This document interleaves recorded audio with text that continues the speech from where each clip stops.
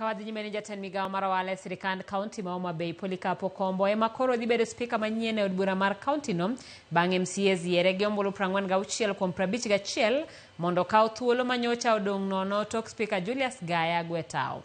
Magi timore ka Julius Gaya mane ogwetao juma mokalo bende koro wal gi gavana Gladys Wanga kaka jatend migawo mar ohala kendo chwalo nyinge od bura.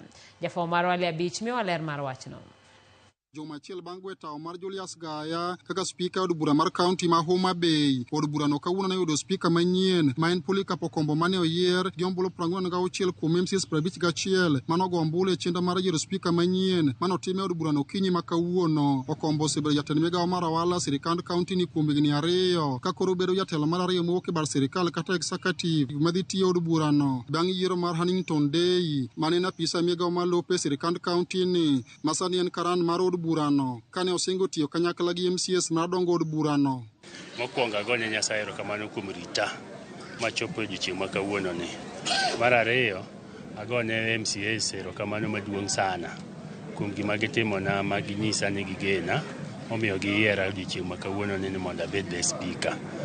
To maduong' manyalo wacho ni kaka County Assembly of Homa Bay wadhi move forward, wadhi dhi mbele mondo mi wakel dongruok ne Homa Bay County. Okombo ne olaro komno gi ji mamoko adek magin Boniface Owino mane owuok kod ombulu 2, Dozel Orwa mabende noyudo ombulu 2 ka Innocent Masara to ne owuok kod ombulu 1. Boniface ne orwako yiero no kendo go bade piny ni Polycarp Okombo ne oyombe lela. Boko de mbaka kendo yie no dhi ng'iyo welfare mar members of assembly gi workers duto te my county assembly. Amor kabisa. Bedo namba 2 kiyot to watemo mu bedo namba 2 kendo wang'eni next time wadhi yude kata ka gimoro wuok tibiro ng'ewa wane map ng'ewa ni watiyo matek.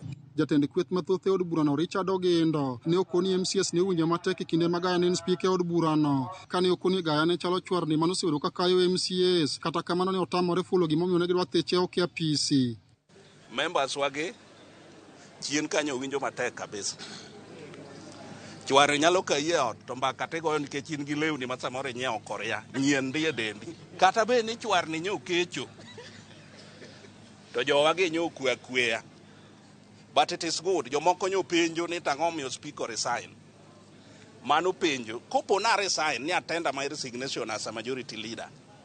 It is upon me mondo mi awuog oko mondo I explain maber ni an resign because of A, B, C and D. Kuom MCAs mane oloso bang' chenro no ne okoni spika manyien mane oyier mondo ti kanyakla mar MCAs kod ongo od burano. Wan Nyasaye mondo mi rieko mano mi Solomon Wuod Daudi. Anakano kelo dwaro ne kaka Polycarp. Mowacho ni jokama ambe miauru gina timra nade atem no aneno kaluwore gi kisera mane oketo no nikech wan gima waketo mbele en welfare. Wan gadiera gi chir ni jogo ma wayiero ariyogo acting clerk ka achiel gi speaker ma wayiero biro tiyonwa maber. Kamago kuom jopiny e kaunti ma Homa Bay bende golo pachgi bang' yiero mar Polycarp Okombo kaka spika mar od burano. To nyaka sani ambe kako sa yier Julius Gaya no minister mar ohala no ok ang'eyo nikech an kaka nene kaka jadak Homa Bay County ka aneno ni en siasa ka dorach assembly ka kaka speaker to do dhi dala chuth ok ang'eyo chako duoge gine mar ohala e minister mar ohala en mchapakazi is up to the task nikech ne jatend migawo mar ohala to kod saga to maduong' kabisa no bed gi rieko mathoth ma ok ji ma wajumbe makagi MCAs gi dhao kocha kod koni obed speaker madwa riwo. Magi timore ka gavana ma Homa Bay Gladys Wanga ne osegwelo Gaya kaka jatend migawo mar ohala e piny owacho mare thuolo manawe kod Polycarp Okombo kendo chwalo nyinge od bura mondo mi obi ogoye kogno.